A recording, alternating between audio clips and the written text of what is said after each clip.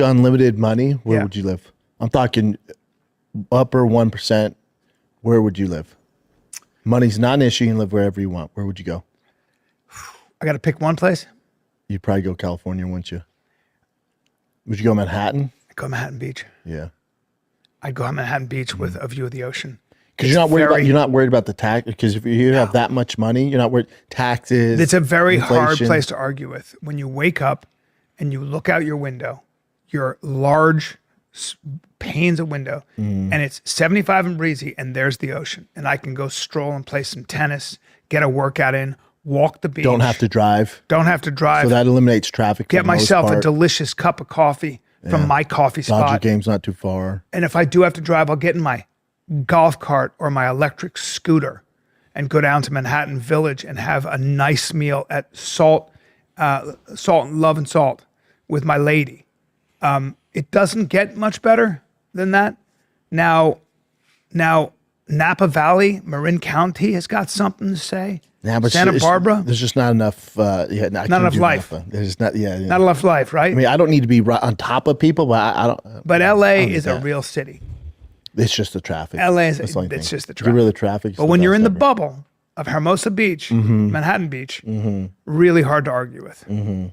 So I think about it every 10 minutes. Oh, really? Moving back? I just think about that question every 10 minutes. Where would you go? I give you $30 million right now. I don't know. I've never thought about it. I really haven't thought about it. Yeah.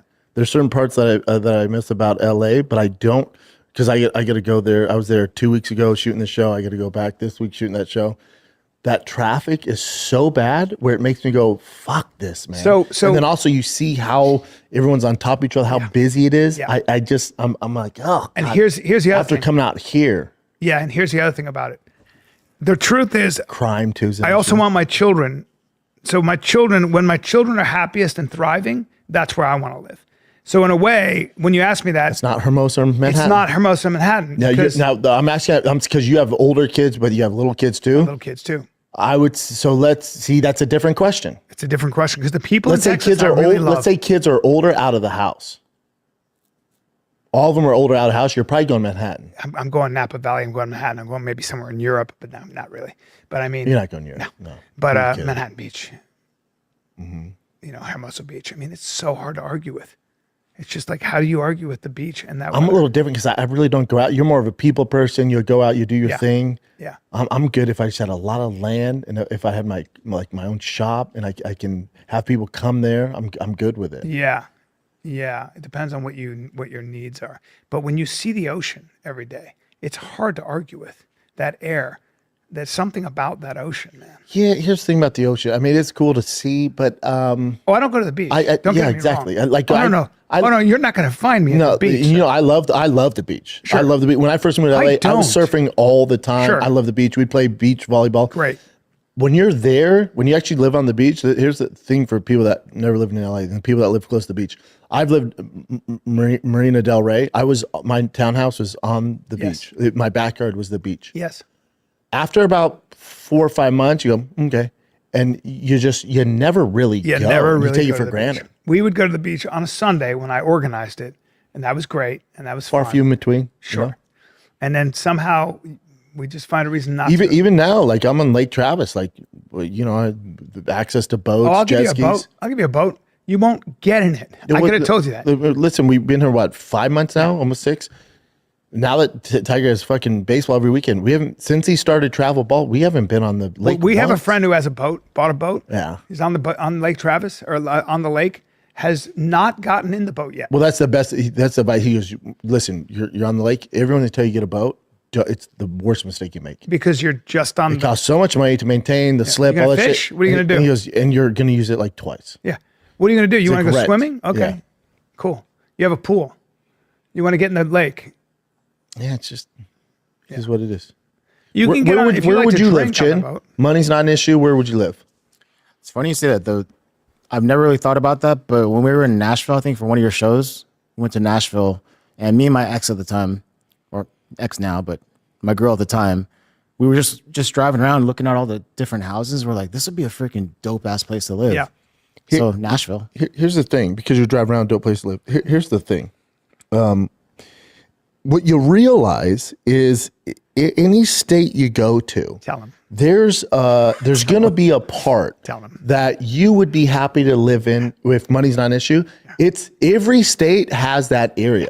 So when you think of Nashville, when you think of South Carolina, when you think of Charlotte, in parts of Florida, Montana, there's areas in there that are built for people with a lot of money, and they all kind of look the same, and it's the best place you've ever been. And they're built for the elite, and they're built for those pro athletes. Even in Salt Lake City, those are those I'll find areas. you that place in Salt Denver. Lake. I'll find that place in Albuquerque. I'll find I'll find place that in San Antonio. in New Orleans. Yes. So in New Orleans, right? If you're in the French district, you don't want to raise kids there. It's fucking dicey. But you go 3 miles. It's called the Garden area. You go 3 miles, and you Sandra Bullock's house, Matthew McConaughey, the Who's Who. That's where the New Orleans Saints live, and you're like, oh my God, I could live here. Oh, could ya? Yeah. Oh, could ya? Yeah, there are Now those there's little like pockets. LA has multiple areas like that. That's why LA is great. And you go to Pasadena, you go to Burbank, you go to It's a real city. There's so many areas you could live in, but every state has that. Yeah. Everywhere. Now, But do you not like speaking Nashville? of I like Nashville. My thing is, unless weather's an issue, like if Nashville gets a little cold. So like Utah, Denver, the snow, fuck off. Montana, fuck off. The Salt Lake, the snow, I can't do. Yeah. So take away snow, but I'm just saying, let's say the weather was the same everywhere.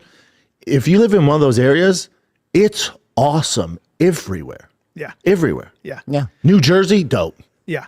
I went to Rhode Island. I'm like, this is the best Oh, dude. neighborhood I've ever Oh, seen in my my life. God. It's Rhode Rhode Island. Island, yeah.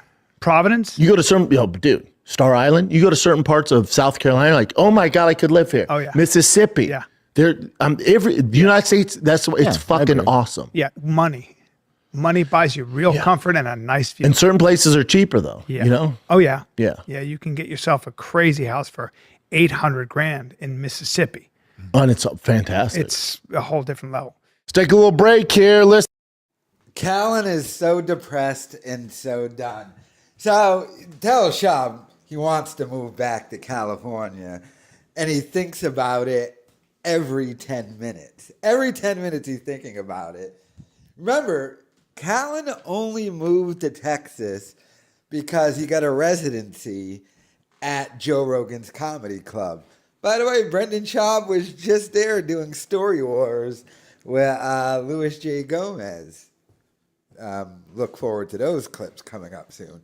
But that's why Callen moved to Texas, and he talked to Schaub, and it was like, hey, Bubba, I'm moving to Texas, and didn't think Schaub was going to follow him down there. But after releasing his comedy special, it tanked, and he even promoted it on Rogan, and it didn't matter.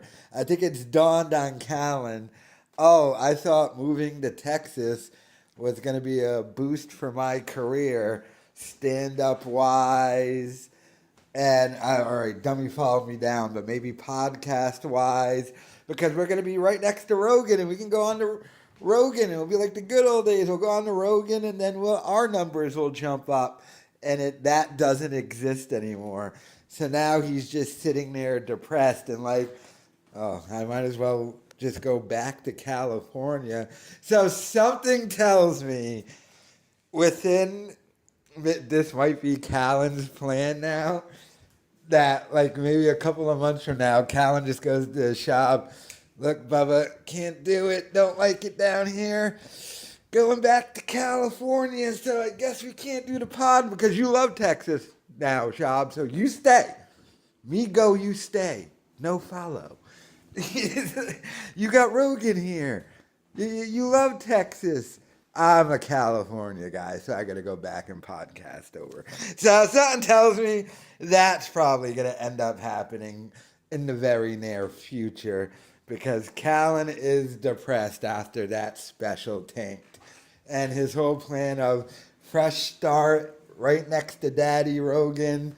I go to church now, so I'm bonding with Rogan over that. Hasn't meant a damn thing career-wise, and he just needs to realize the best career boost he could ever do is to get away from Schaub and announce he's no longer on the podcast with Schaub and he's doing his own thing.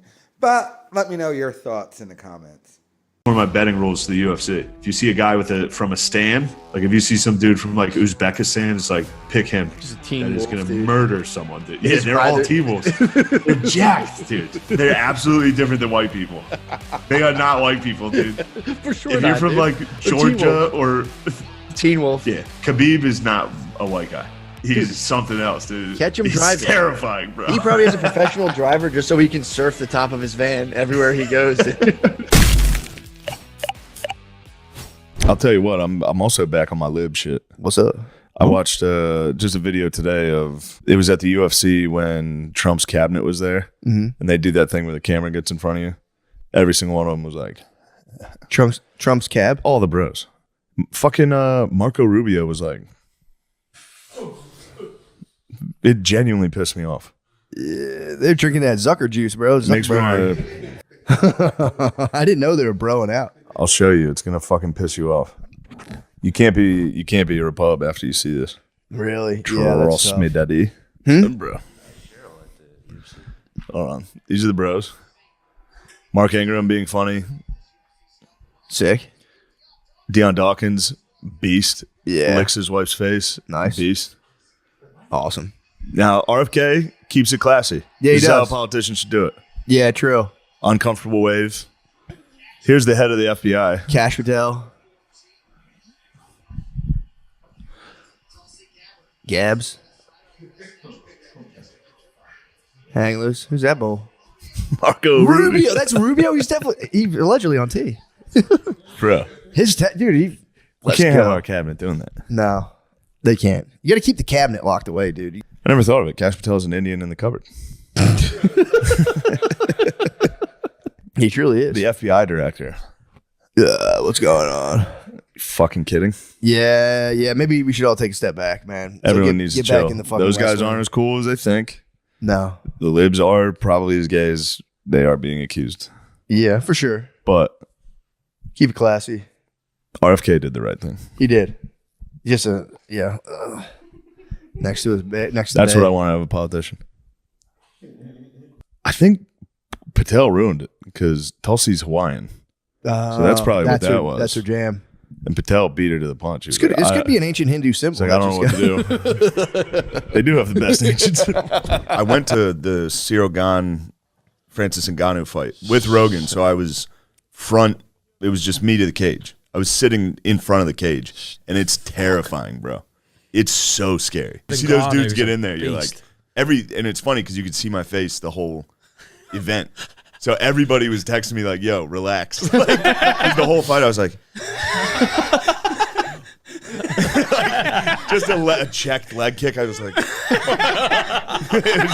just not enjoying it at all. Just like, it was terrifying. no, but the noise is disgusting. so scary. When you hear someone get punched in the chest, in the belly, it's disgusting. When you hear Shane Gillis go, stop! Hey! No, Run! get out. You don't need this. Go. You're still young! Yeah, dude. Yeah, it was bad. Look, if we're talking UFC, I'm excited for Adesanya. Oh, yeah, It's going to be fun, dude. Yeah, it's very, very interesting. You know the meanest thing UFC's done? What? Is Izzy was on the cover of the video game. Yeah. They changed it for Arizona. Wow. Yeah. That's rude. It's fucked up, dude. That's rude. It's fucked up. Is he still the man? Yeah, obviously. And the ring girls would walk by every second. They're pretty. Oh, my God. They're pretty girls. And everybody has to pretend they're not staring at their asses. They're perfect asses. Every single person that I was with was like, I would notice it every day, every round. They would walk by and everyone was like, I was. You're greedy. Tap the guy next to me. Be like, You know- a ring girl caught me a couple times Really? because they would round to the bend. Isn't that the point of them? They would round to the bend, and I'd be sitting there going, smiling at them. And it was the same three girls all night. It's the same Really? three. So every time they'd walk by, I'd be like, Should have done like "Tendies." a. But if you're sitting that close, don't they assume that you're somebody? And I know I make this joke a lot. They could have thought I was like a special guy. I was up front wearing like a fucking NASCAR t-shirt You were sitting there like tendied up. eating tendies. You're a good boy. I was a very good boy. They probably thought you had like 20 million GBPs, dude. This might be that was the ultimate. It was the ultimate GBP Does he trip. have a lot of It was the GBPs? ultimate GBPs. Fuck. And they sit together on the other side of the ring. I'm sure they sat down and be like, "Do you see this guy?" That's what I really enjoy watching. Nate's got the same thing in that. Yeah. You're not watching to watch him win. He lost his last fight, and You're watching to he watch- kind Yeah, of but won. he lost it in the best possible I know he way. knocked him out at the end, Yeah, on his like- feet, and just was like, Yeah, let's go. instead of chasing him, he just pointed at him. He was like, "I got you." He slapped him and punched him, and the guy was out, and he was just like, "Yeah." That was it. That was the end of the fight. It was like, God damn You know, it, it's like dude. it takes a special person to even want to fight the way he's fighting with $500 million in the bank. He's probably literally like the richest guy that ever really wanted to fight hard. Yeah. You know? I mean, even Floyd Mayweather, as rich as he is, and he's one of the all-time greats, if not the greatest boxer of all time, he's fighting people that have zero chance of beating him. Yeah. Right? Because he's smart. Because he's like, I'm just going to make a lot of money here. Conor is fighting Dustin Poirier. What was He's fighting Cowboy Cerrone. He's fighting Khabib Nurmagomedov while he's worth hundreds of millions how of dollars. terrifying is that guy's responses to these things? He's my favorite It response is the ever. Today he posted a picture of like him with a bunch of figs. Or fucking, it's like, dude, this is the scariest guy on earth. Dude. He's amazing. Look at him. What is that? Dates. What does it say? Dates. There's not even all the way from Dubai to USA. Thank you so much, brother. These are my scary. These are my these favorite dates. These are my favorite dates. Bro, he smashed Just everybody. to circle He's back to the coolest thing that's ever happened to me. Hanging out with Nate Diaz was the best thing in my entire life. Is it? It was yes. It had to be. Yeah, that's It was a pretty- dream. That's cool. And then it was exactly what I wanted. Wow. Just watching him operate. It Yeah, was a you've always dream. wanted to get under the hood and just I see him in needed action. to see what that was like. Yeah. The whole squad ruled. Was he too. smoking a lot of weed? Yeah, there was. Mhm. I did not participate because I don't Smart. like that stuff. Yeah. But I did. Oh, this is the best. This is the story I wanted to get to. This is not Nate Diaz related. This is at the UFC. I'm sitting behind the commentators table. So Megan Levy, guard dog, you know her. She's a sweet angel. Yep, wife to Joseph Benavidez, former flyweight Oh, UFC really? fighter. Yes, She's a pretty lady. She's a beautiful and she woman was sitting and a great directly in analyst. front of me. I was sitting with other members of the UFC like production team. So she turns around and waves at somebody directly behind me while I'm eating the chicken tendies. I'm sitting here with a box of tendies, and I look up and she was waving, and I went. She looked at me and went. Dude, it was crazy. It was insane. It was Shane Day, dude. You know, Dude, I Shane thought Day. I was like, everybody loves me. I'm eating tendies. A beautiful woman smiled and waved, and I went, hello. And while waving, I realized what was going on. And I was just like in the front, hunched over in my chair because there was nowhere to put the tendies. I was holding a tray, and I went from me to you. I waved to somebody from this distance. Oh, and it's that close. It was this close, dude. I went, Oh, she didn't give you. She wasn't like, hey, dude, she literally looked like I didn't do what I did. She literally acted like it didn't happen. She That's was kinda like, nice. okay, who the fuck is this guy? And then should have offered tendy. She went. Yeah, but that guy, really elite grapplers, it's hard to submit them, man. They can get out of stuff better. good God, that guy's up there fucking wrestling bears in the mountains. When he was a little kid, There was one. he's I so- keep bringing up these fucking UFC interviews, but there's one with him, and I think it was Max Holloway. And Khabib's just like, you're American. Like, don't talk to me about fighting.